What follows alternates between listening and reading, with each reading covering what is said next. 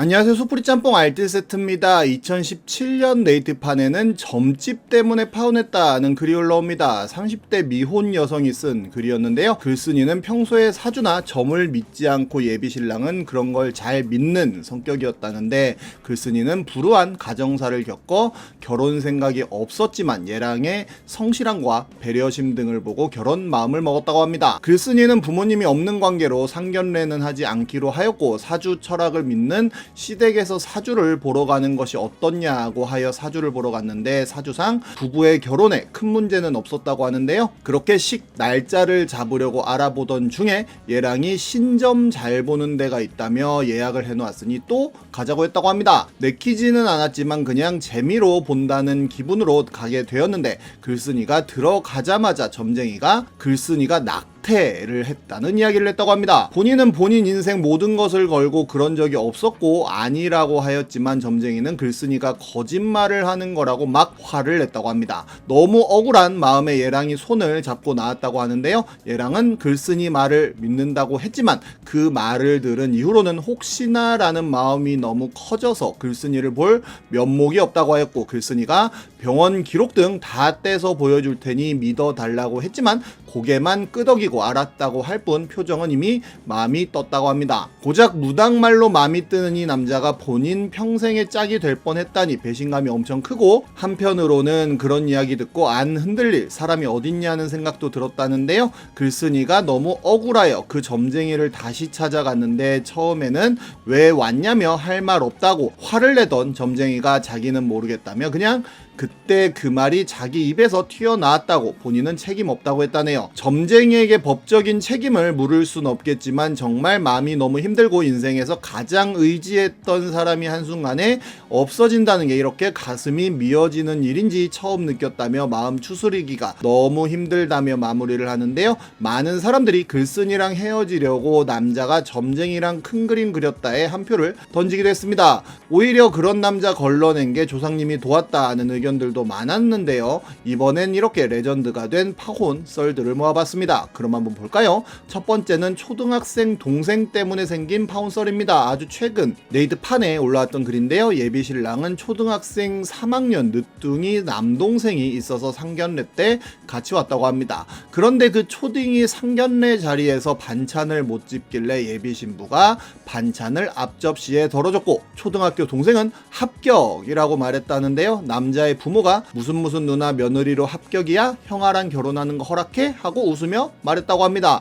여자의 부모는 표정이 안 좋아졌고, 아이들이 서로 결혼하는 건데 합격이고 허락이 어딨어요 하하 하며 말을 꺼냈고, 남자의 부모가 어린 아이니까 장난친 거죠. 아유 참 죄송해요 하고 웃으며 넘어갔다고 합니다. 근데 초딩 동생은 기분이 안 좋아져서 밥을 안 먹고 말을 안 하기 시작했다고 합니다. 남자 쪽은 식사 종료 후 아이 먼저 차에 가서 달랬다는데요. 상견례 이후 여자 부모님 및 여자가 파혼을 통보했다고 하네요. 남자 측은 파혼은 괜찮지만 고작 이런 이유냐며 여자 측이 잘못됐다는 식으로 얘기를 하고, 지인들 사이에서도 파혼 사유가 여자 측이 예민했다는 식으로 돌았다고 합니다. 말다툼 후 의견 조율이 안 되어 올리는 글이라며 한쪽 입장 말고 공정히 생각해서 답글을 달아달라고 마무리를 하는데요. 압도적으로 여자 편을 드는 여론이 많았고, 진짜 저 말을 왜 꺼냈는지 유추가 안 되냐면서 100% 집에서 남자 부모가 말한 거라면서 오늘 형 여친 만나러 갈 건데 형수님으로 합격인지 아닌지 잘 보라고 이야기했을 거라는 글이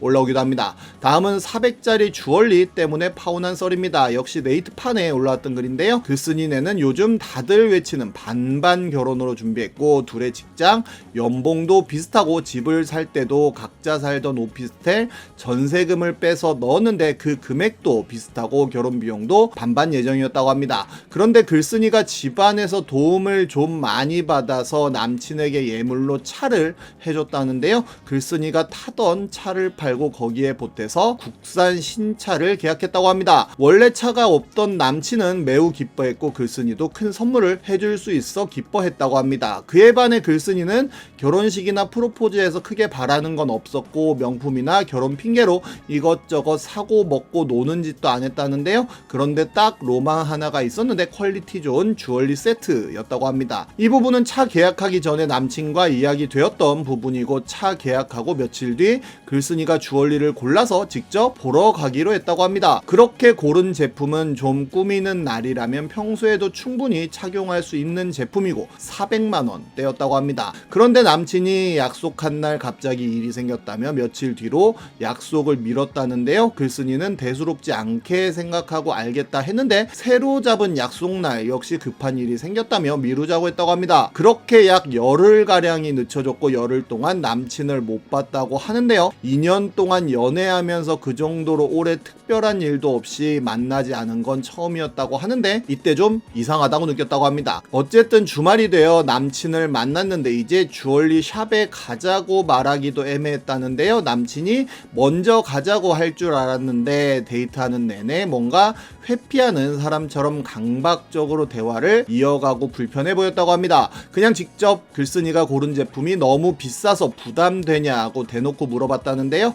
그제서야 그냥 주얼리는 안 하면 안 되겠냐고 했다고 합니다. 바로 글쓴이는 기분이 팍 상했고 그걸 못 사서 서운한 건 둘째치고 차 계약 전날까지는 그래 그거 사자 하다가 차 계약하고 오니 만남 피하면서 말 바꾸는 게 제일 화가 났다고 합니다. 남친은 그런 비싼 액세서리 사봤자 하지도 못할 거고 왜 굳이 사냐, 그걸로 집 대출을 갚자, 신행을 가자 이런 입장이라고 하는데요. 그래서 글쓴이가 내가 해준 차도 취소하고 대출금으로 넣자고 했더니 차는 어차피 둘이 같이 쓰는 거라고 했다네요. 글쓴이는 오빠가 안 해주면 내 돈으로라도 사겠다고 하였고 그러자 왜 분수에 맞지 않는 사치를 부리려 하냐며 이성적으로 생각하면 당연히 집 대출이 우선인데 왜 그깟 보석에 헛돈을 쓰냐며 결혼을 앞둔 여자들이 메리지 블루에 걸리는 것처럼 글쓴이가 판단력을 잃었다면서 자기 말대로 하는 게 나중에는 잘했다고 생각할 거라고 말했다고 합니다.